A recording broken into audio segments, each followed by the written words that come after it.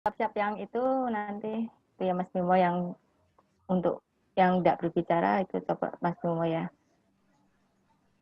Selamat sore teman-teman. Selamat bergabung. Ini adalah kongres ketiga, hari ketiga dari Perwaten Kongres yang ke-57. Di sore hari ini saya akan membawakan tema dari Golden Section, Golden Ratio. Sebelumnya untuk memulainya kita akan membacakan invokasi. Semuanya dimohon untuk hening. Saya akan membacakan invokasi. Oh hidup tersembunyi yang bergetar di tiap atom. Oh cahaya tersembunyi yang bersinar di tiap makhluk. Oh cinta kasih tersembunyi yang memeluk semua dalam kesatuan. Moga-moga masing-masing yang merasa satu dengan dikau, karena itu tahu ia satu dengan tiap-tiap lainnya. Om Shanti. Shanti, Shanti, Om.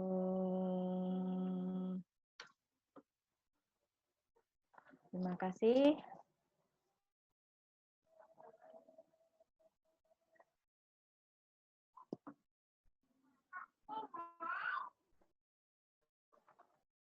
Di sini marilah kita mulai. Tema kita pada sore hari ini adalah tentang Golden Section atau Golden Section, Golden Ratio. Pada zaman dahulu kala, ilmu-ilmu esoteris seperti ini tidak diberikan pada halayak, termasuk matematika esoteris, dan hanya diberikan pada seseorang yang diinisiasi atau telah menjadi diksawan. Mereka akan diberikan kunci dari aturan dan hukum yang mengatur penciptaan. Ini saya kutip dari H.P. Blavatsky, Secret Doctrine, volume pertama. Pythagoras. Siapa yang tidak pernah dengar tentang Pythagoras? Mungkin yang sudah duduk di kelas 6 SD atau SMP sudah mengenal tentang rumus Pythagoras. Dia adalah seorang yang diinisiasi dan masuk dalam sekolah misteri atau mystery school. Dan dia adalah satu inkarnasi dari Master Who to Me. Euclid termasuk orang yang diinisiasi masuk dalam mystery school atau sekolah misteri, dikutip dari H.P. Blavatsky. Hukum penciptaan yang biasa dilihat tentang rasio sudah dikerucutkan oleh Plato yang disebut dengan Golden Section, di mana phi menghasilkan angka 1,618 dan 1 dibagi phi menghasilkan angka 0,168. Ini memberi proporsi kita pada proporsi ilahi.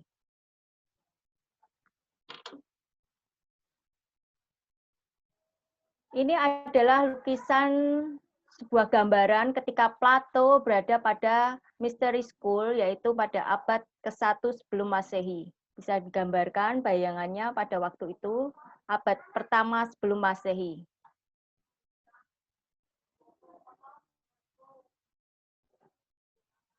Ini adalah gambaran dari lukisan Euclid. Euclid ini lahir antara abad ke-4 dan ke-3 sebelum Masehi.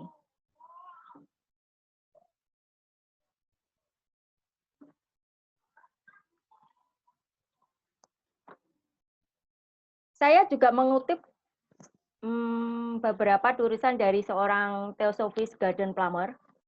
Dia mengatakan, bagian emas tampaknya menyediakan matematika kehidupan itu sendiri.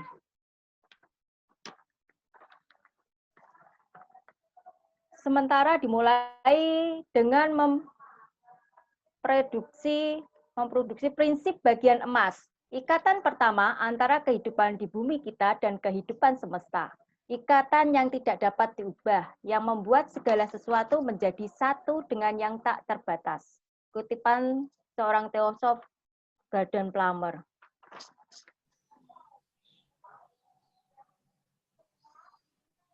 Ini adalah gambar dari sebuah pentagon, gambar berbentuk bintang berujung lancip di atasnya, digambar dengan 5 garis lurus. Pentagram ini memiliki unsur golden ratio, yaitu phi. Phi-nya itu sama dengan 1 plus akar dari 5 dibagi 2. Silakan dicoba kalau yang mau pakai kalkulator. Dibagi 2 itu menghasilkan angka 1,618.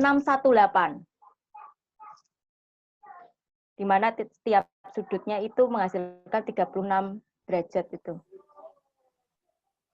Jika kita proyeksikan gambar sebelah kanannya ke dalam 3 dimensi, kita akan mendapatkan pentagon.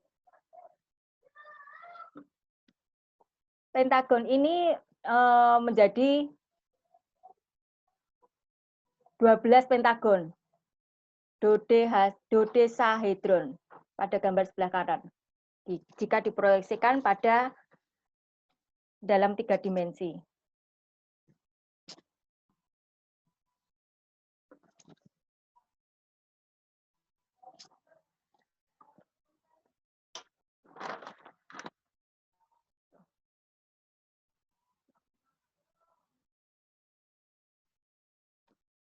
Loh, kok nggak bisa ya? Nah, ini. Kita lihat yang pada di gambar di atas tuh. Misalnya kita bingung ya. Itu satu garis pertama sebelum dibagi A, kita sebut garis A saja. Suatu garis A. Kemudian kita bagi menjadi B. Kemudian garis A dan menjadi B, menjadi setengah. Perbandingannya menjadi A dan B itu menjadi 2:1. Kemudian dari garis B ini kita potong lagi menjadi, kita anggap garis C. Dari garis C ini kita potong lagi menjadi perpotongan antara B dan C. Dari sini kita bisa kita bayangkan segmen B itu lebih panjang menjadi 2/3, dan di mana segmen C lebih kecil menjadi 1/3. Jadi jelas di sini perbandingan A dan B adalah 3:2, sedangkan B banding C adalah 2:1. Di bawahnya ini adalah sebelah kiri adalah golden rectangle-nya. Ini di sini ada A kecil, itu A pendek, dan A panjang. Di sebelahnya ada B. Misalnya A plus B dibagi A, itu sama saja A bagi B, yang menghasilkan phi. Di mana phi-nya adalah 1 plus akar pangkat 5 dibagi 2, itu menghasilkan angka 1,618. Dan 1,618 kuadrat itu menghasilkan angka 2,618. Di sebelahnya itu adalah dari gambar isosahedron, di mana dua sisi yang berlawanan itu akan membentuk persegi emas. Dua sisi yang berlawanan.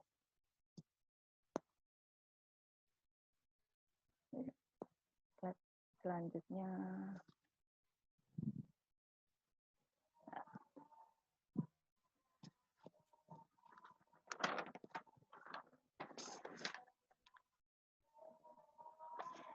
Di sini kita lihat dari bilangan Fibonacci. Sebelum masuk ke bilangan Fibonacci, siapa sih Fibonacci itu? Fibonacci square, bilangan deret dari Fibonacci. Fibonacci adalah seorang pastor Katolik. Dia gemar mempelajari tentang matematika, dan dia menemukan rumusan bilangan deret yang disebut dengan bilangan deret Fibonacci square.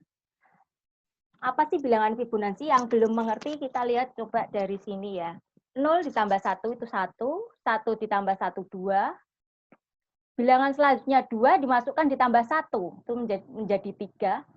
Kemudian 3 ditambah 2 menjadi 5, 5 tambah 3, 8, 8 tambah 5 menjadi 13, dan itu seterusnya. Bilangan dari Fibonacci ini akan mendekati dengan angka 1,618. Coba dilihat, semakin besar yang sebelah kanan itu. Bisa dilihat.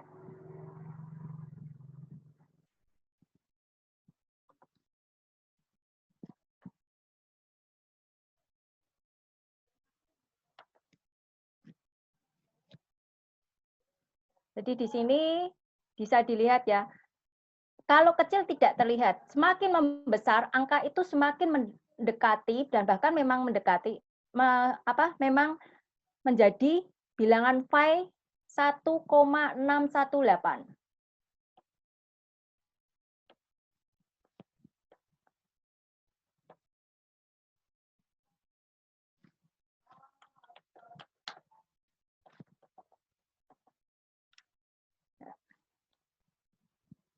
Sorry, kebablasan nih. Ya. Ini adalah Fibonacci spiral. Fibonacci itu spiral tadi, silakan tadi kan dilihat ya pada slide sebelumnya. Bilangan Fibonacci itu dari 1 itu kalau kelihatan yang paling kecil lingkaran di dalamnya itu enggak kelihatan ya. 1 tetap angka ada itu kecil 1, 2, terus kemudian 3, 5, terus 8, 13, 21 terus. Nah, ini kan angkanya yang dikuadratkan dari bilangan Fibonacci itu akan tetap membentuk kalau semakin besar angka itu akan mendekati dengan bilangan pi 1,618.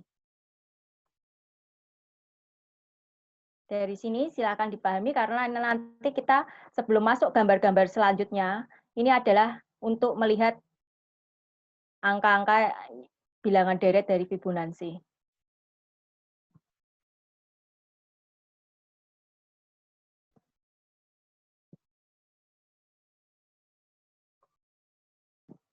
Kemudian kita amati bilangan pi tadi dalam sebuah lukisan, beberapa lukisan.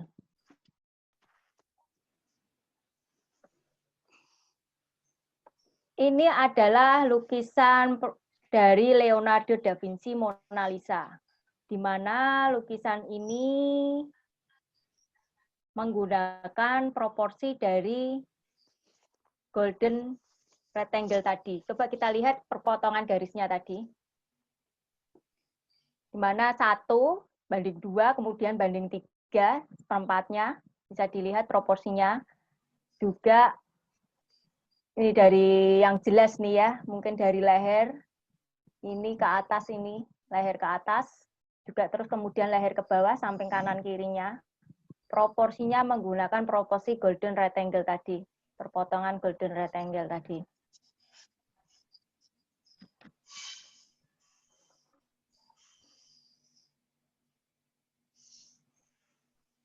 Sebelah kanannya kita lihat juga perpotongannya dari meja itu, bisa dilihat, itu juga menggunakan proporsi dari golden rectangle.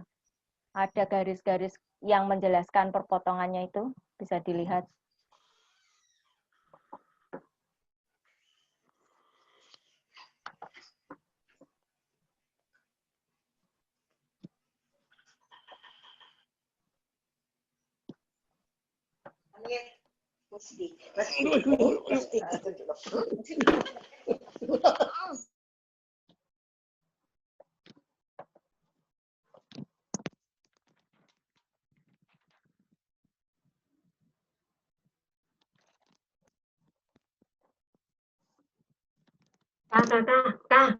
Kakak.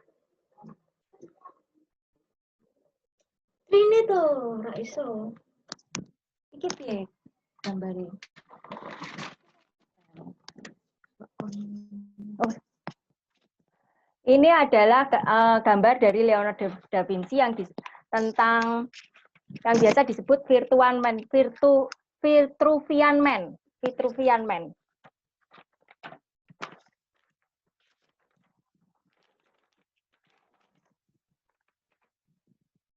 Ini kita lihat jika tangan dibentangkan tegak lurus itu akan membentuk segi 4 yang sama sisi. Kita bayangkan jika tangan itu dinaikkan ke atas menuju puncak kepala, maka rasionya akan membentuk golden rectangle. Yang tadi di mana dijelaskan di depan tadi bahwa golden rectangle itu menghasilkan angka 1,618.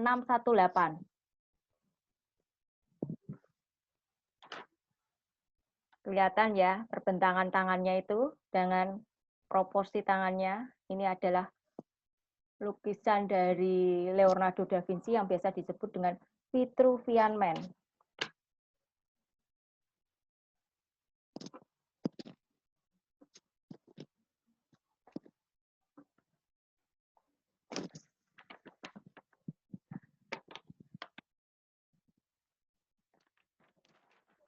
Ini adalah lukisan dari Salvator Mundi, ini sang penyelamat. Juga lukisan dari Leonardo da Vinci. Ini lukisan termahal. Lihat proporsinya jelas-jelas menggunakan dari proporsi golden rectangle. Dari mukanya itu bisa dilihat perbandingannya, rasionya. Silahkan dilihat. Golden rectangle.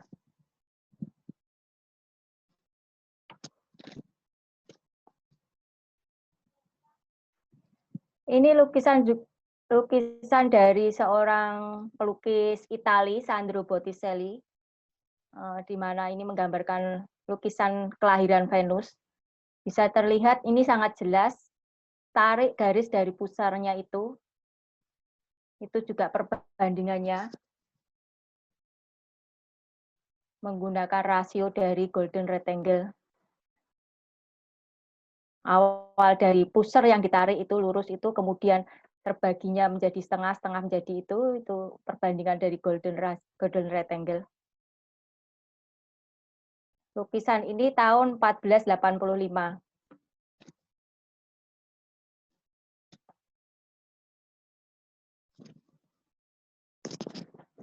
Ini kreasi penciptaan Adam oleh Michelangelo tahun 1508 sampai 1512 ini kita lihat proporsinya menggunakan spiral dari spiral Fibonacci tadi, angka-angka spiral Fibonacci bisa dilihat komposisi spiral Fibonacci.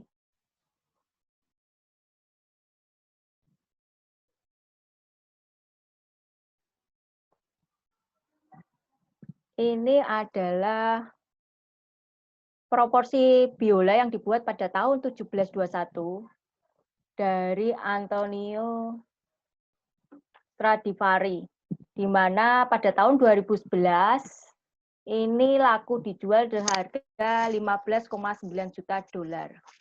Kita lihat di sini rasionya sangat-sangat jelas menggunakan proporsinya golden rectangle.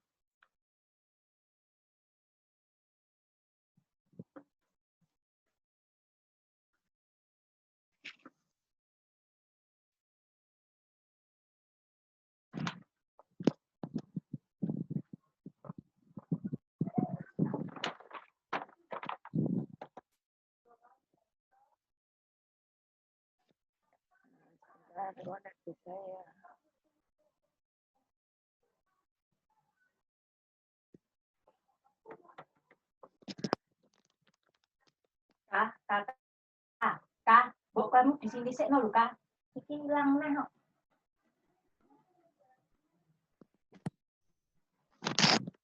Yohana mau dibantuin? PowerPoint aku yang kasih.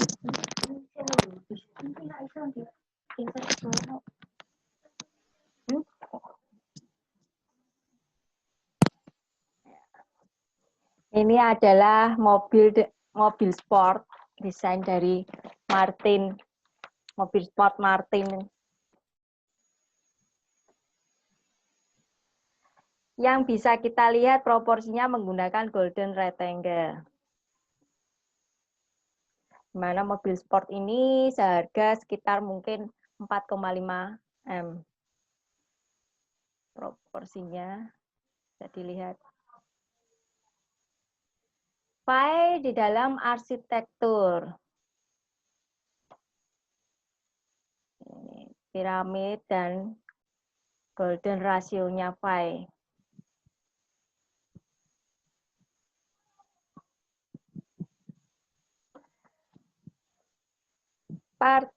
Tenon adalah bangunan kuil Yunani yang dibangun pada abad ke-5 sebelum Masehi. Proporsinya dengan jelas menggunakan spiral Fibonacci.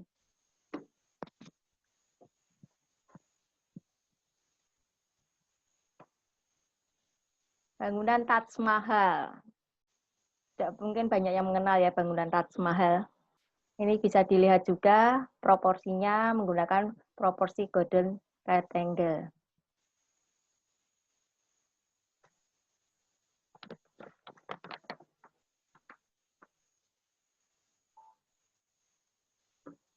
Menara Eiffel. Di sini jelas juga mengapa dia masih tetap berdiri kokoh sampai saat sekarang. Ternyata proporsinya juga menggunakan proporsi dari spiral Fibonacci.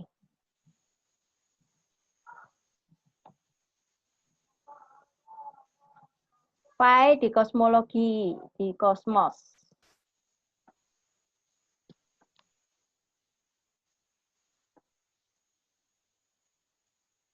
Jarak planet-planet pun sebenarnya mengikuti rumusan dari Phi, di mana Phi tadi 1,618. Ini saya hanya menyingkat untuk mempermudah memberikan satu contoh aja jarak antara bulan dengan bumi. Di mana di sini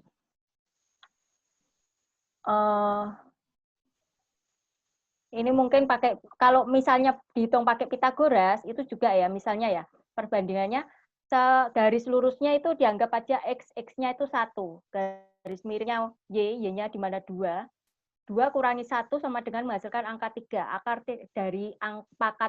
Akar dari 3 itu menghasilkan angka 1,618.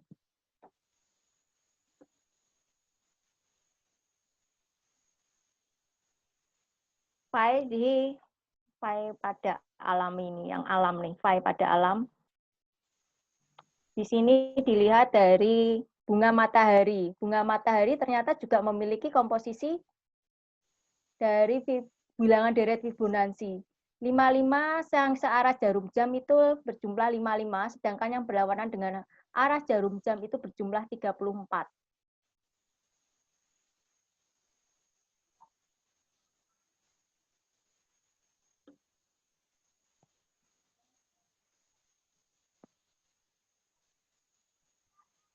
Ini adalah tanaman lidah buaya dari Afrika. Ternyata juga jumlahnya itu mengikuti bilangan deret dari Fibonacci.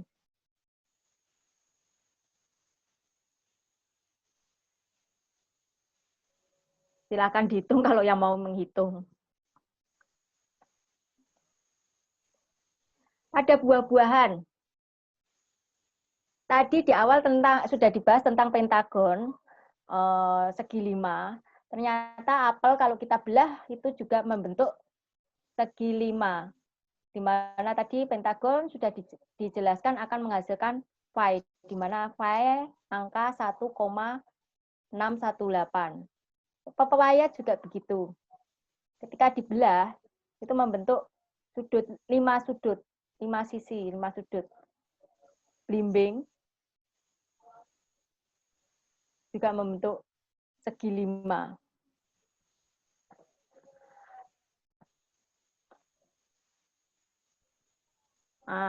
Ini apa ini? Sayuran apa ini? Ini sayur brokoli. Ternyata brokoli juga mempunyai proporsi dari bilangan Fibonacci, bilangan deret Fibonacci. Yang di sebelah kanannya adalah tanaman pakis. Tanaman pakis jumlahnya juga jumlah bilangan deret dari jumlah daunnya itu bilangan deret dari bilangan Fibonacci.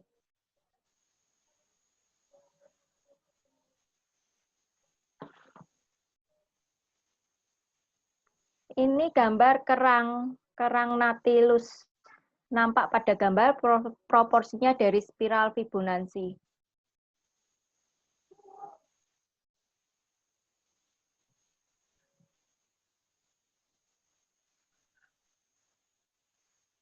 Gambar satelit NASA tentang topan sanca di Samudra Pasifik tahun 2011 Meskipun sekilas awan badai nampak seperti golden spiral,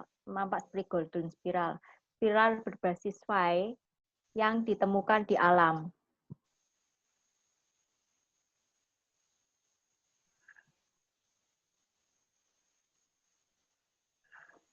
Ini sebelah kiri adalah gambar bunglon. Mana bunglon ini ternyata juga menggunakan spiral Fibonacci. Sebelah kanannya adalah gambar kerang scrap. Kumbang scrap. Kumbang ini selalu dikaitkan dengan kosmologi Mesir yang selalu mengumpulkan kehidupan setelah kematian. Di mana kelihatan jelas proporsinya menggunakan proporsi dari golden rectangle.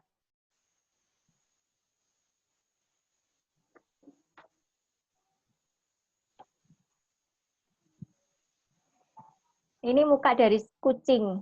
Kucing ternyata mukanya juga mengikuti golden rectangle. Dilihat itu dari potongan dekat mata. Ya, dekat mata kita amati. Kemudian sebelahnya simpanse. Itu mukanya juga mengikuti golden rectangle.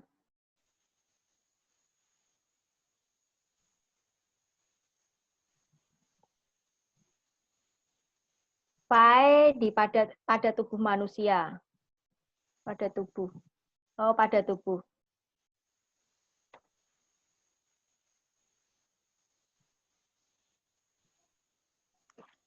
Ilustrasi digital DNA yang melingkar di dalam kromosom. Struktur heliganda berbasis phi dari DNA yang diperbesar.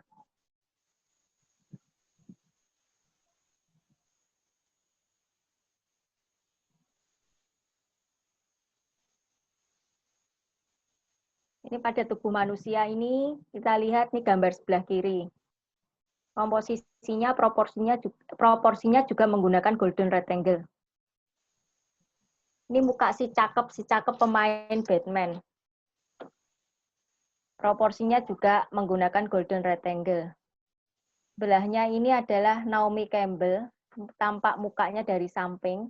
Ternyata proporsinya jelas-jelas menggunakan golden rectangle.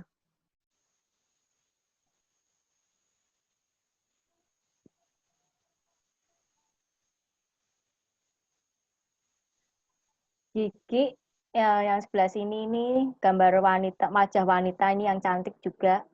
Dilihat dari mata ditarik sampai ke hidung, kemudian bibirnya dan giginya. Ini adalah proporsi dari golden rectangle.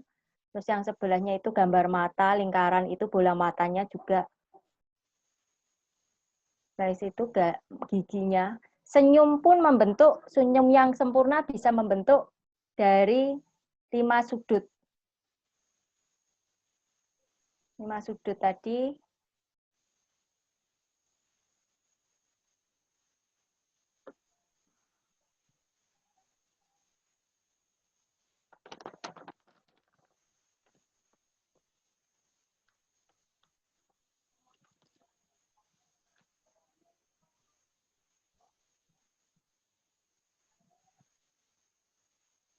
Apa kecantikan itu memang benar-benar terpancar dari dalam atau karena mengikuti proporsi phi? Ini adalah seorang dokter ahli bedah Marquardt, di mana dia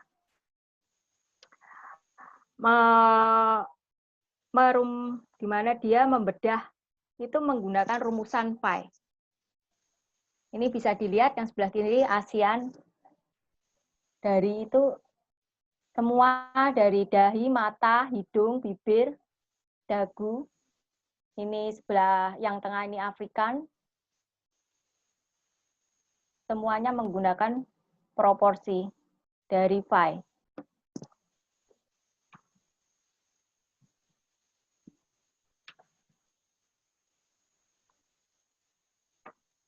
Ilustrasi Ratu Mesir.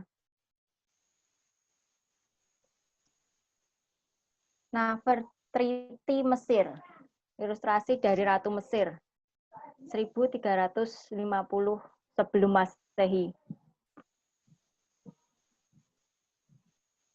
Ini sebelahnya adalah patung Yunani Demeter 500 sebelum Masehi. Kok nggak kelihatan? Nggak kelihatan?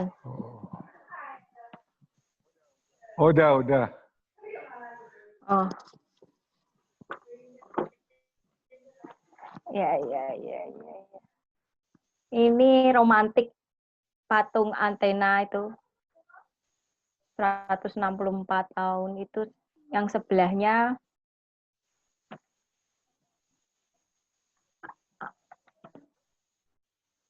Anno Domini 1794 setelah Masehi. Juga semuanya di sini dilihat dengan jelas mereka menggunakan proporsi dari phi, di mana angka phi tadi menghasilkan angka 1,618.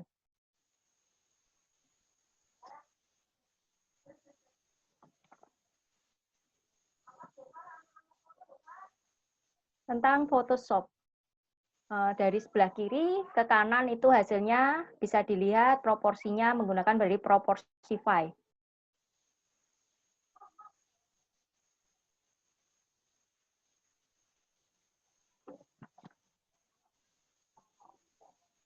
Masih belum yakin, pengen dibahas, masih belum yakin kecantikan seseorang atau pengen dibahas lagi, pengen dilihat proporsi dari phi dan kecantikan seseorang. Ya, dilihat ya.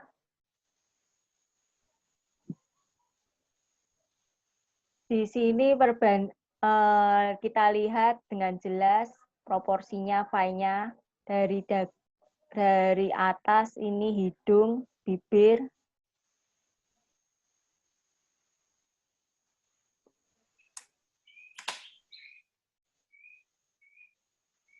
Ini perbandingannya dengan yang gambar tadi, hampir sama, cuman pada alisnya agak berbeda. Dagunya juga meleset jauh tuh. Sorry, agak lebih menarik kalau bisa diberitahu perbandingannya apa terhadap apa yang golden cut itu ya. Di bagian mananya, berbanding bagian mananya, gitu-gitu. Apa mungkin? Maksudnya gimana Pak Tungki? Kalau bisa diterangkan, golden cut-nya itu tepatnya bagaimana, dan ngaturnya bagaimana, dan kalau mau manis harus bagaimana, itu menarik kalau bisa. Perbandingannya maksudnya, golden cut-nya. Ngitung perbandingannya. Iya. Mulainya. Oh, tapi mulai membuatnya. iya. Tadi, mulainya dari mana? Gimana? Memang ada semuanya mengandung angka phi 1.6 something ya, 1,6 sekian.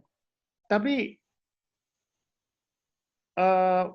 akan menarik bila bisa diterangkan perbandingannya antara apa dan apa, antara misalnya cheek, lebarnya muka dan panjangnya gitu dan lain-lainnya. Loh, tadi di depan sudah ya Pak Tungki ya? Misalnya kan tadi sebuah persegi. Oh iya, Yohana kayaknya itu di kan muka manusia aja. Nah? Bukan itu. Never mind. Mungkin itu terlalu rumit. Nggak usah. Kalau nggak. Sudah ada Pak Tungki.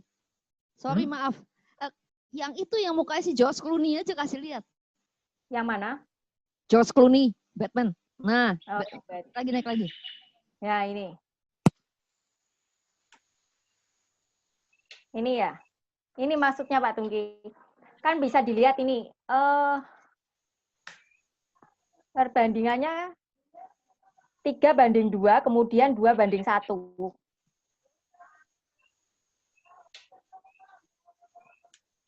Halo Pak Tungki. Mungkin, ya bukan itu pertanyaannya. Cara membuatnya. Ya, harus dibandingkan sama yang jelek gitu. Yang oh jelek ya belum, itu nanti slide selanjutnya. Belum selesai. Belum selesai. Nanti ada Pak Tungki. Oke. Nah, ini tadi perbandingannya sama bedanya sama alis sama dagunya ya. Nanti kita lihat pada yang maksud Pak Tungki. Nah, ini sudah agak berbeda. Bedanya di mana nih? Rahang, alis, dagu, hidung mungkin agak lebar.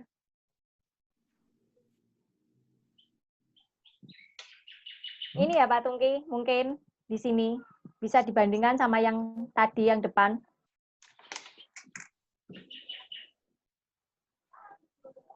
Tapi nggak simetri ya. Ya. Nanti lebih nggak simetri lagi ini yang terakhir nih. Semakin nggak tersimetri mukanya semakin semakin nggak mendekati Phi, semakin kurang menarik, tidak menarik. Mungkin yang ini nih. Nah, ini hidungnya tidak mendekati dengan unsur Phi tadi. Komposisi Phi, proporsi Phi, bibirnya juga Jauh dari Phi. jauh dari Phi, matanya mungkin sebelah kanan dan kiri, alisnya jauh dari Phi. Maka bisa dilihat sendiri. Ada angka apa selain Phi? Yang misalnya kalau misalnya kemasukan kekuatan yang agak gray gitu ya, lalu angkanya bisa lain. Angka apa itu? Kira-kira bisa diketahui nggak itu? Maksudnya gimana ya? Kemasukan angka, oh beda-beda. Ya jadinya kan beda ketika... Lo tahu, tapi kan akan ada pelajarannya. Kalau angkanya gini nanti jadinya orangnya seperti ini, seperti horoskop gitu loh. Kalau jatuh pada efemeris ini sifatnya gini. Kalau jatuh dari gitu nanti sifatnya gitu loh. Nah gitu. Kan ada loh, apa enggak? Oh, ini Phi enggak sih, itu kita yang harmoni. cuman bahas dari proporsinya aja dari luar mungkin ya. Tentang sifatnya kelihatannya apa bersangkutan, enggak ya? Enggak, bukan gitu. Yang misalnya menakutkan itu mungkin ada angka lain yang buat menakutkan. Sepertinya gitu misalnya gitu loh. No, Ya, mungkin saya terlalu mendalam. No, enggak. No, mungkin ada. Oh, mungkin kalau yang ini mungkin Pak. Sebentar. Ya itu. Ya, ini semakin jauh lagi Pak Tungki, lihat hidungnya itu semakin lebar, jauh dari proporsi Phi. Matanya juga, dagunya, jauh sekali kan? Tapi masuk ada proporsi lain lagi ya. Itu ada formulanya enggak? Kalau mau yang seperti gitu menakutkan itu pakai angka apa gitu perbandingannya? Oh, Ya? diperbaikinya gitu. Diperbaikinya. Bukan diperbaiki, justru mau buat yang seperti gitu. Itu pakai perbandingan yang bagaimana? Kalau mau yang cantik perbandingannya Phi gitu ya. Kalau mau yang menakutkan gitu misalnya ya pakai perbandingan apa? Masa orang mau dibuat yang menakutkan, Pak? Ya, siapa tahu rumahnya ngasih supaya tidak dimasuki maling gitu, dikasih sesuatunya menakutkan, itu ada perbandingannya nanti gitu. Pintunya juga ada perbandingannya, kan mestinya gitu enggak? Ini sedikit beda sama Feng Shui, Pak. Loh, enggak, Feng Shui itu ada hukumnya loh, ada hukumnya, jangan ngawur. Itu juga gitu, itu pakai ukuran tertentu juga gitu loh. Ya kalau nggak mau gitu ya? yang lebih jelek atau menghasilkan lebih jelek ya berarti tinggal gampang aja, tinggal dibuat hitungan yang menjauh dari proporsi Phi. Oh ya enggak, never mind. Oke. Pertanyaannya mungkin enggak masuk di sini. Never mind. Dan enggak usah di ya. Oke. Go ahead. Ini sudah pada slide terakhir mungkin ya.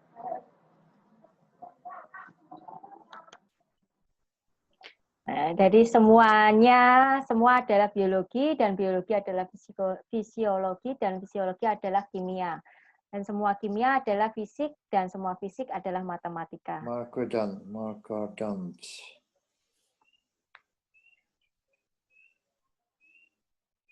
Ya.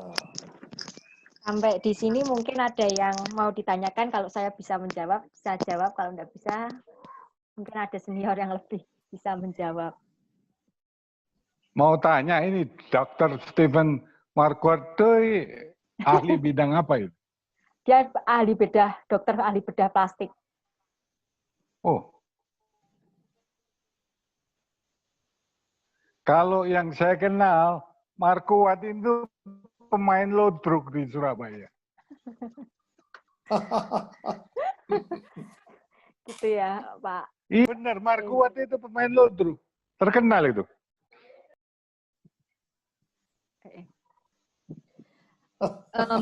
Boleh apa ngejawabin Pak Tungki nggak dikit, Yohana? Ya, silahkan Mbak Misal. Benar yang kata Pak Tungki katakan, memang di apa namanya di arena penciptaan ada satu sequence hitungan matematika yang kita sebut evil number. Disebutnya Thue-Morse. Thue-Morse itu urutannya begini. 0, 3, 5, 6, 9, 10, 12. Kalau barangkali lebih jelasnya nanti saya kirimkan kalau mau. Ada cara menghitungnya sendiri sih. Benar kata Pak Tungki. Iya, bagus. Iya. Oke. Udah mau stop share. Namanya memang evil number. Atau barangkali kalau ogah sampai baca terlalu panjang, silakan di riset sederhana aja di Google begitu. Nanti diarahkan ke Wikipedia barangkali.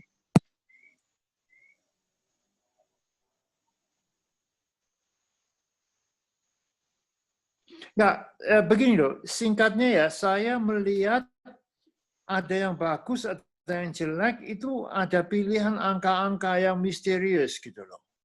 Jadi nggak sampai berhenti di sini saja sebetulnya ilmunya itu, gitu. Maksud saya gitu. Ada a lot of combination further gitu untuk penciptaan alam semesta ini. Ya seperti gitu kira-kira. Tapi sudah istimewa, Golden Cut itu satu hal yang istimewa memangnya.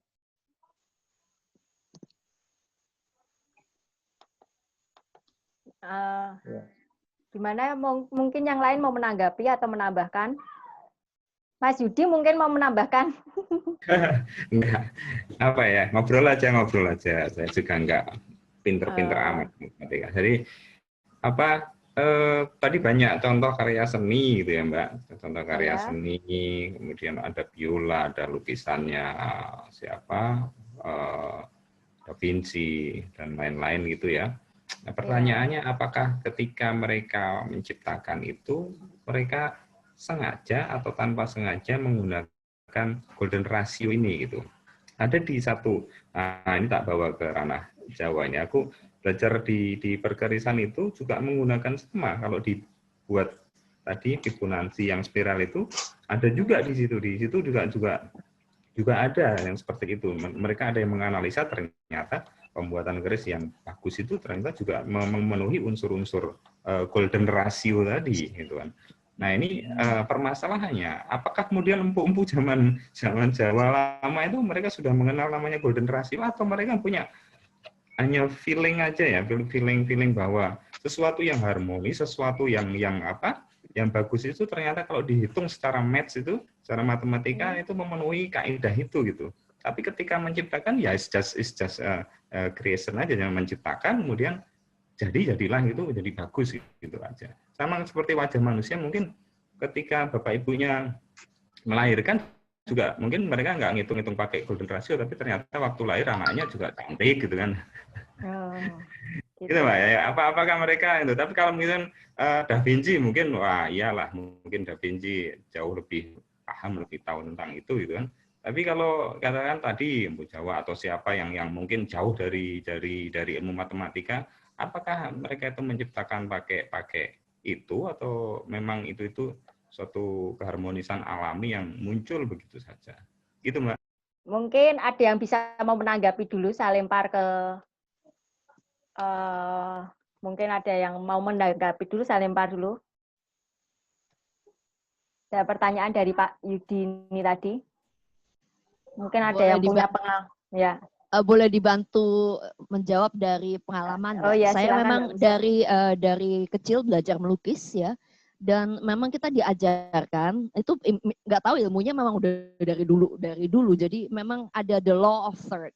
Jadi selalu ngambil 2/3 ya, dibagi 3. Jadi kalau kita mau lihat kanvas gitu, harus dibagi 3 dulu untuk mendapatkan perspektif yang sempurna. Jadi komposisinya sempurna. Memang kita diajarkan begitu kalau dari seni melukis. Kalau dari keris juga kan benar tadi yang kata Yohana paparkan tadi, ketika lekuknya keris itu coba deh dihitung. Kalau dia mengikuti Fibonacci pasti sempurna. Barangkali mungkin orang Jawa-Jawa kuno ilmunya jauh lebih tinggi dan pasti banyak diksawan juga di Jawa ini. Dan mungkin akan diberikan untuk pada para empu-empu itu. Sama seperti Plato dan seperti Pythagoras dan Euclid diberikan. Begitu Mas Yudi, semoga agak nyambung gitu ya ilmu barat sama ilmu timurnya. Ya, Terima kasih, ya. Mbak Michelle. Terima kasih tambahannya ya. Yang jelas mungkin memang kita yang underestimate kepada para diksawan Jawa itu, para empu Jawa itu kan, yang artinya mungkin taunya orang Jawa itu nggak pinter matematika, nggak ngerti Fibonacci, nggak ngerti apa. Tapi ternyata karyanya kan bahasanya sudah mewakili bahwa keilmuan beliau-beliau ya. Artinya ketika keris itu kalau dipakai diagram Fibonacci itu masuk semuanya, unsurnya masuk, perhitungannya, pasti yang menciptakan ini juga mengetahui hal itu. Cuma record akan pengetahuan itu mungkin tidak sampai ke kita gitu ya. Kita nggak dapat itu tulisan tentang beliau-beliau yang mengetahui hal-hal matematis seperti ini. Mungkin begitu juga. Oh ya, terima kasih Mas Didi. Ya bisa juga jadi seperti itu juga, bisa jadi. bisa. Yang lain mungkin ya, gimana Bu Rini? Ada pemikiran bagaimana mengenai candi-candi yang dibangun di Jawa, di Indonesia, Nusantara. Terus kemudian pembangunan piramid-piramid dan sebagainya. Kalau lihat bangunannya begitu bagus, begitu kuat, barangkali zaman dulu itu sudah tahu begitu mereka itu. Nah, ini permasalahan kemarin yang kita baca adalah pembangunan Washington, gedung Capitol itu menggunakan hitungan-hitungan oleh Freemason gitu. Kalau kita lihat, apakah ada begitu? Tapi dugaan saya itu bahwa candi-candi itu sudah dibangun dengan hitungan-hitungan yang begitu gitu. Karena hitungan di sini kan sekian ratus tahun sebelum Masehi ya. Iya. Ya udah itu aja Mbak, hanya pemikiran aja. Mungkinnya pastinya juga sama ya, cuman di sini tadi juga saya tidak mengambil contoh dari candi-candi juga. Mungkin Mbak Michelle ada pengalaman atau ada yang mau ditambahkan atau yang dari yang lain mungkin? Maaf, kebetulan memang kita belum ada yang ngulik tentang candi kita sendiri. Itu memang kebangetan memang. Tapi kalau kita ngelihat Prambanan aja, itu kan memang tinggi ya, bentuknya tinggi. Kalau kita lihat sekilas pintas, itu ada rasio 2/3 ya, sekilas pintas saja. Jadi kemungkinan ada yang kalau nanti kita ke Prambanan, yang rumahnya dekat-dekat Prambanan, tolong di snapshot gitu, di screenshot, terus dikotakin deh bikin golden rectangle-nya. Nah, udah gitu emang tugas Theosophists nih. Kita share sama-sama. Dan jangan lupa bagikan Yohana kali ya. Ya, terima kasih Mbak Michelle. Ada yang lain Ayo. lagi? Ya, gimana Pak Wid? Raut muka saya dihitung bisa nggak gitu? Kira-kira cocok dengan apa? Golden ratio enggak? Nanti operasi ya Pak ya. Nanti Pak, boleh Pak di zoom, di foto dulu ya Pak, di zoom. Aduh ya mungkin. Boleh saya cerita nambahin dikit. Kita kan belakangan ini lagi rame menggunakan satu apps yang namanya Face Apps ya. Face Apps itu tuh orang yang mukanya yang biasa-biasa aja bisa disulap menjadi cakep, jadi cantik, jadi ganteng begitu. Itu kayaknya mereka menggunakan rasio file juga tuh. Oh iya Mbak Michelle ya. Face App Kok ya. jadi bentuknya kan perfect itu meskipun aneh ya. Iya. Sampai orang yang punya muka nggak mengenali mukanya lagi. Itu ada unsur manipulasi. Enggak, maksudnya Pak Hendra, manipulasi hitung-hitungan untuk membuat aplikasi itu berdasarkan ini golden ratio itu loh gitu. Maksudnya Mbak Michelle kan ya. Jadi kelihatannya tetap bagus. Kalau saya lebih suka yang genuine. Pak Hendra, itu lakunya laku keras loh. Itu langsung jadi multi bilioner itu. Jangan-jangan yang bikin apps. Hanya dengan bikin satu apps aja. Karena semua orang kan lagi zamannya selfie sekarang. Tapi sebagai yang belajar itu sufi, saya lebih melihat individu, bukan personalitas. Itu pakai topeng, persona.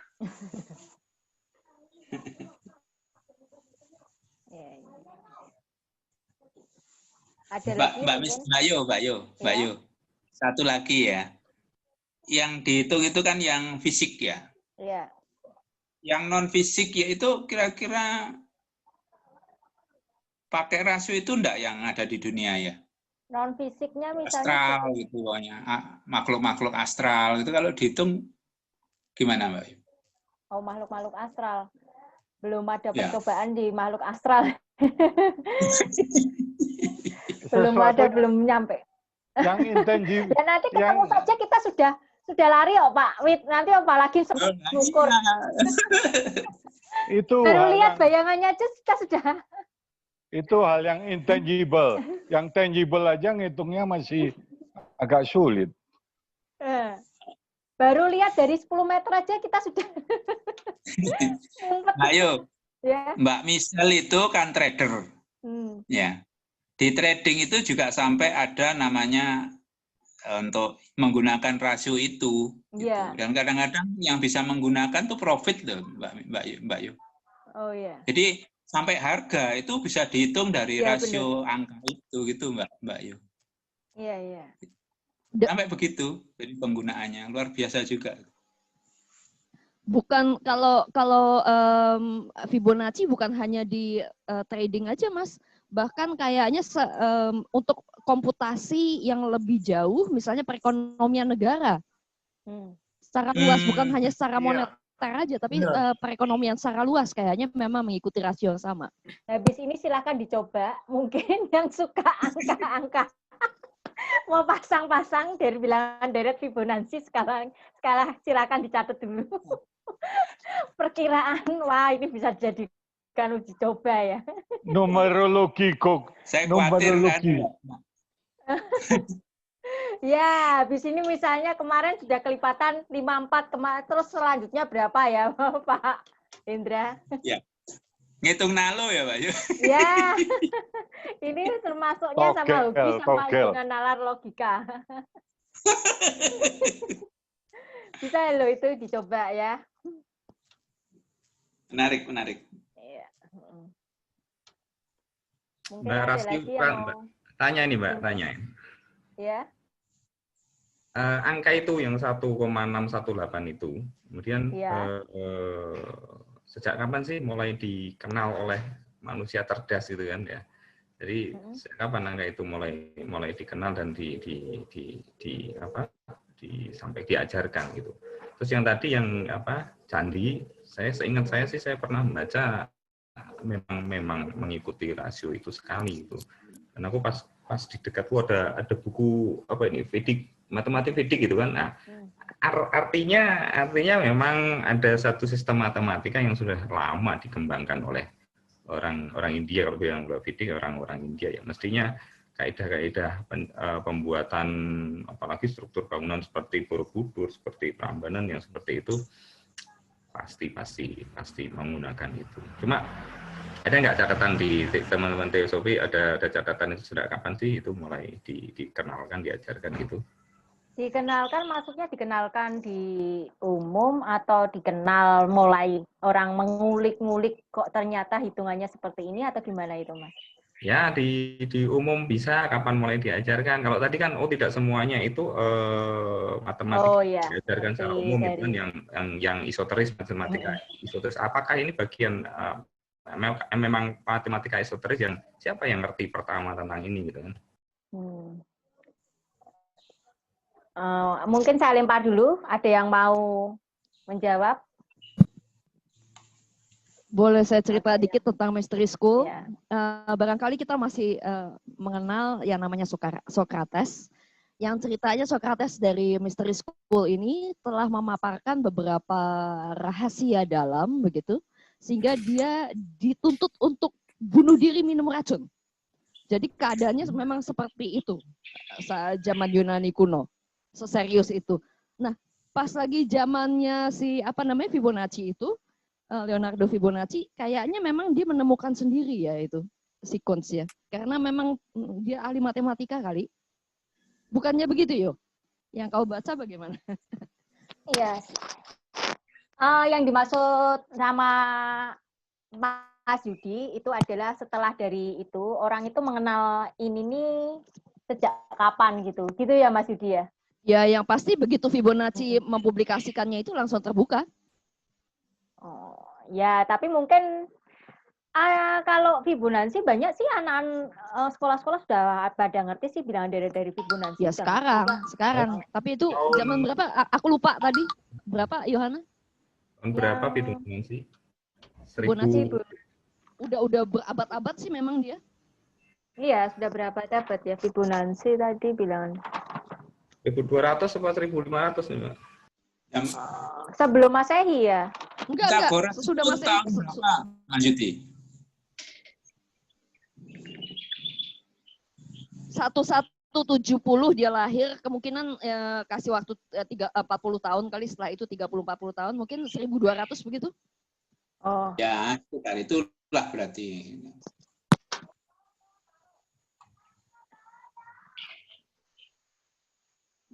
Gitu ya Mas Yudi ya. Mungkin ya setelahnya itu ya Mas Yudi. Bentar Mbak, iya kebetulan ada telepon masuk. Ya.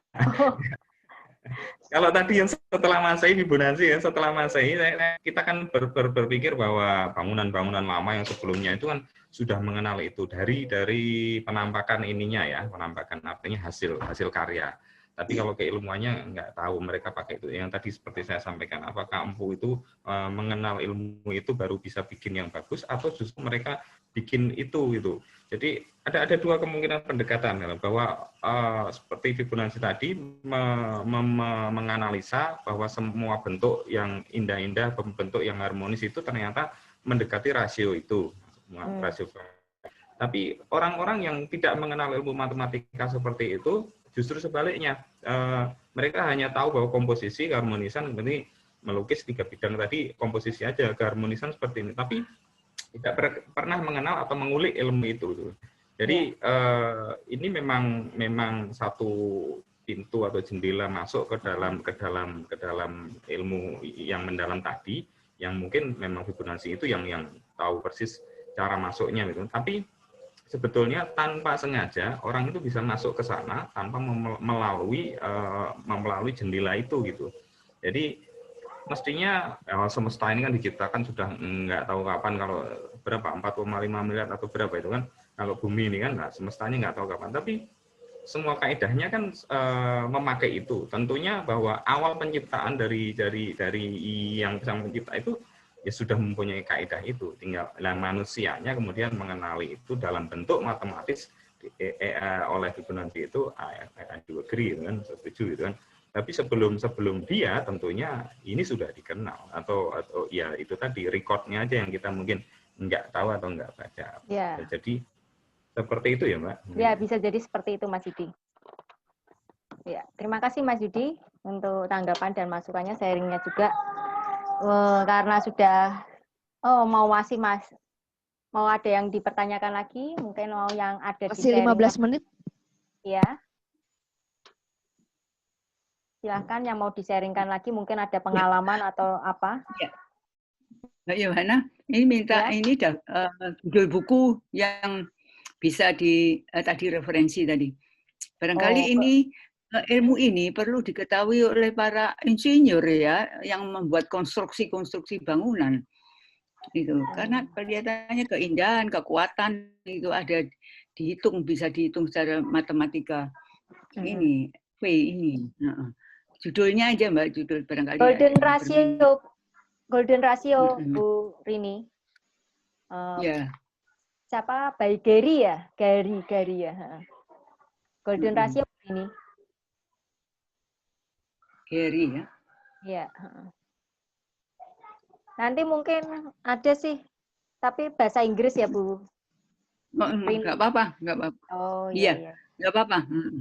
Tolong Iya. judulnya aja atau ini. Ya nanti saya kirimkan. Maaf Bu, Iya. ini saya ada beberapa dan Iya. khusus aplikasinya untuk yang di arsitektur. Kalau nanti saya kirimkan, minta emailnya. Oh iya. Aduh. Khusus Terima yang kasih arsitektur. banyak. Kalau yang Soalnya ada juga ada juga.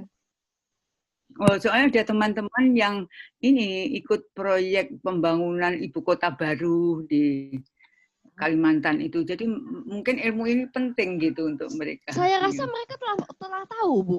Ini kayaknya udah ilmu yang terbuka deh sekarang. Oh, iya. Tapi barangkali ya? perlu ada bacaan bahwa itu sudah ratusan tahun gitu. Iya.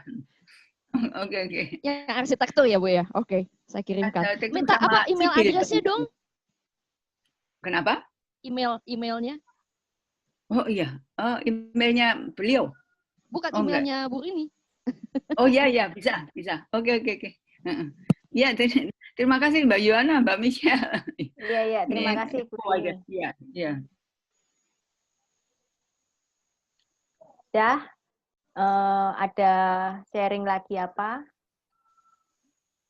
Nanti malam jangan, kalau mau dicoba-coba angka, udah ada angka.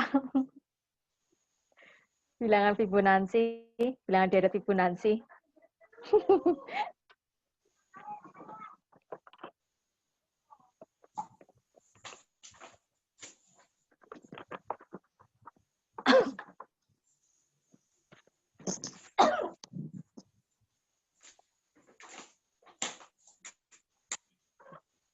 Yang suka trading ya, ini juga bisa ya, silakan mau dicoba-coba.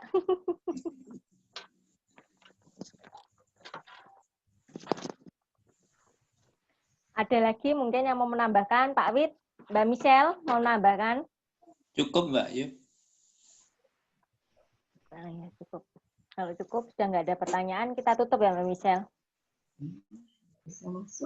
Oke, aku sih fine-fine aja. Jam 5 ya Mbak Michelle. Jangan lupa kembali lagi dengan Mbak Michelle akan membawakan tema spiral dynamic. Jam 5 ya. Boleh stay di sini.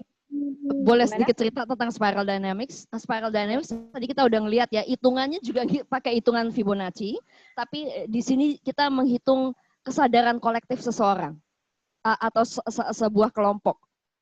Kesadaran kolektif sebuah kelompok, bisa kelompok itu kecil atau kelompok itu sebesar sebuah negara. Bahkan juga yang diharapkan kita bisa mengukur kesadaran kelompok untuk satu planet. Mengapa ini penting? Kenapa? Karena menjadi mengerucut pada tema bahasan teosofi untuk kongres tahun ini. Ya, terima kasih Mbak Michelle.